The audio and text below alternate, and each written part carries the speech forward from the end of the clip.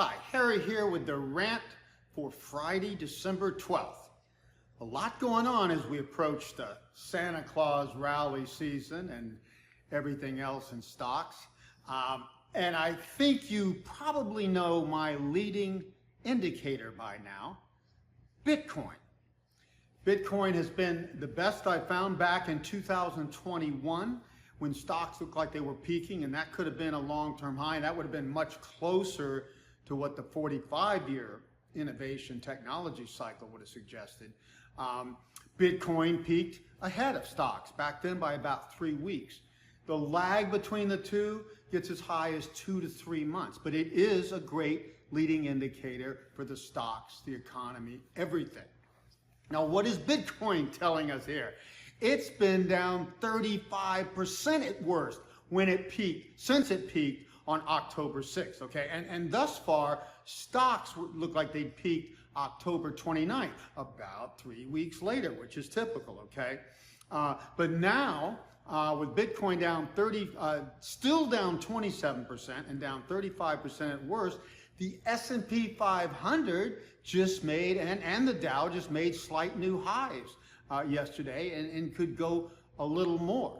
The Nasdaq has not. Now this is strange to see the Nasdaq diverging from the large caps, but it just shows, I mean, Nasdaq is more volatile and the markets are now looking at the S&P 500 and the Dow is, oh no, they're like the safe haven. Well, that's a joke. Stocks are never the safe haven in a major crash, okay? And of course, the other leading sector, there's Bitcoin leading cryptocurrency.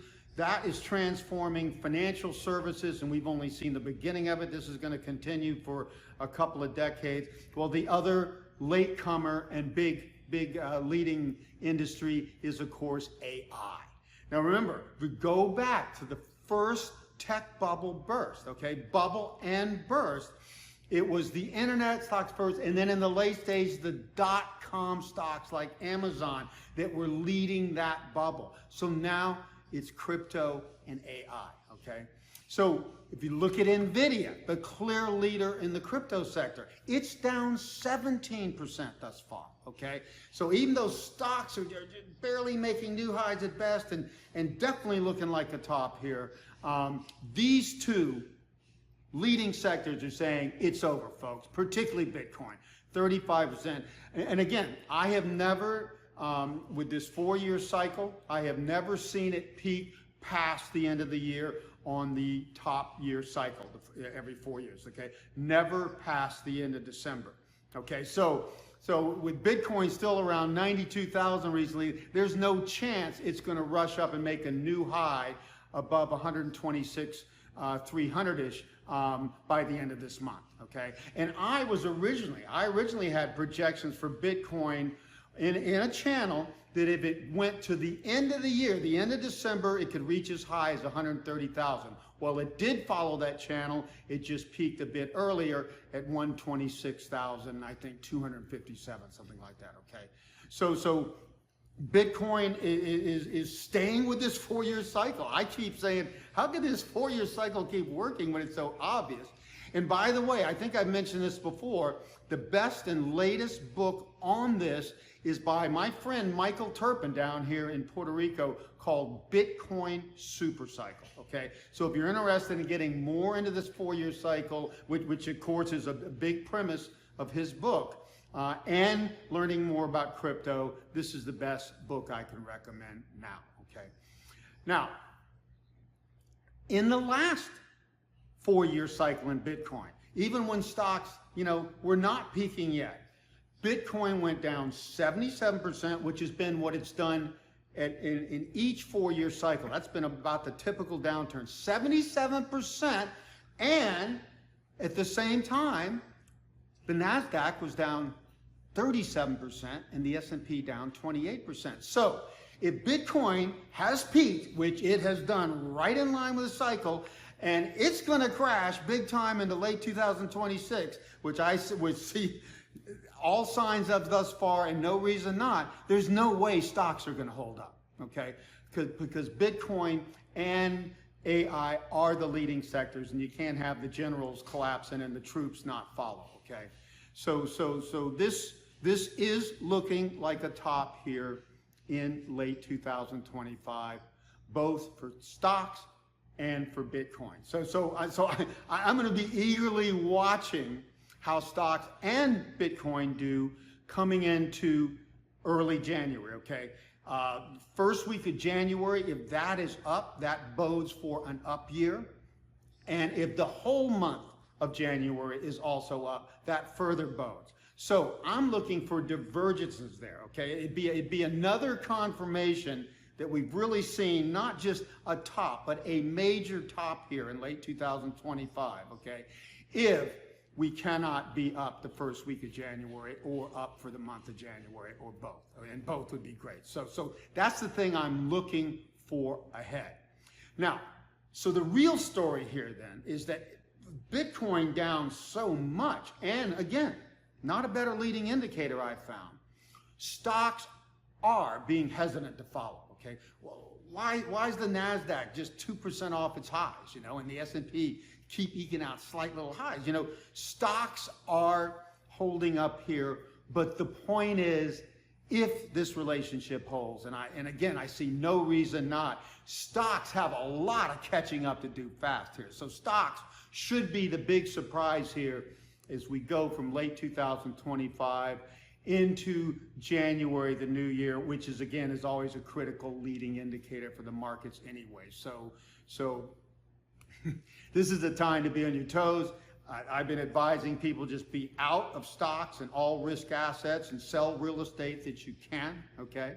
Now I'm saying this and I am selling my house. Our house is up for sale in Puerto Rico because it has grown so much, and I do not want to lose so much of my net worth if it goes down 50, 60% or more, as my indicators say should happen in the US. Now, Puerto Rico is likely to hold up a bit better because so many very affluent people, and by affluent I mean average net worth, $20 million for the households moving here for the tax program here. And it may only be like 50, 60,000 households over time, and some more to come. But that, with those big net worths and super high incomes, they make a big difference. So again, I'm selling my house, and I was thinking that I'd probably have to rent, you know, rent for a couple years. Well, I don't like to rent. My wife doesn't like to rent even more.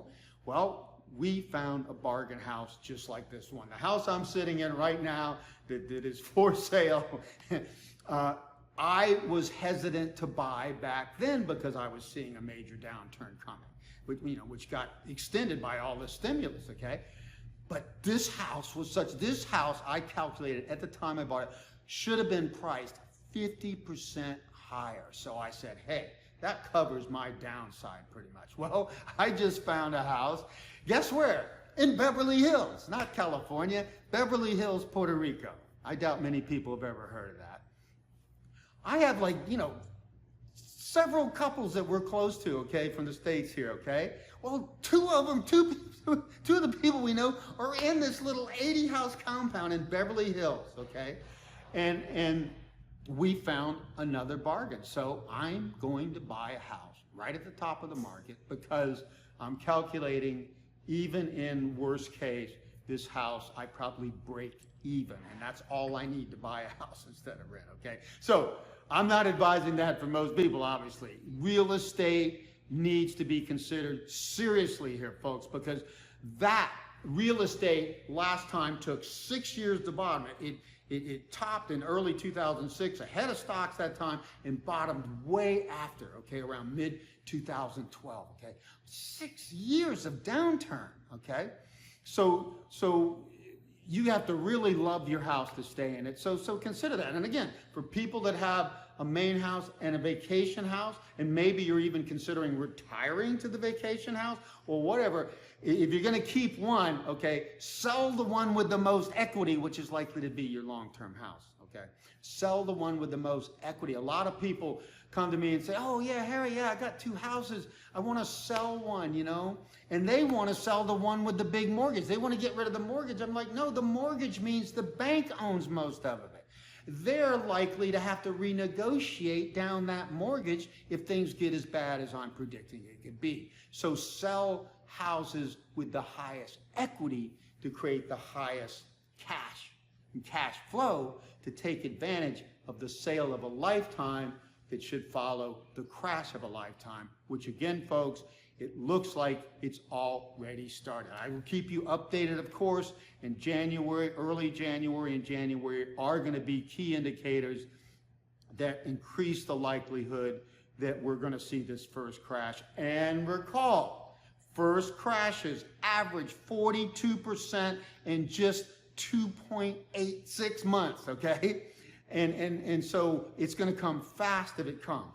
And this is only going to be bigger. I expect this crash, I'm projecting it's going to be 47% on the S&P and 56%, 57% on the Nasdaq, okay? So you cannot afford to wait. It's better to be out here. And hey, we get positive indicators in January, then we can consider getting back in the markets on a limited basis. People in now could hold on maybe into Christmas, but I would make sure I sell anything I have left to sell by Christmas. And again, real estate takes a long time. So if you're thinking twice about selling a piece of your real estate or a part of your real estate, try to get it done by year end.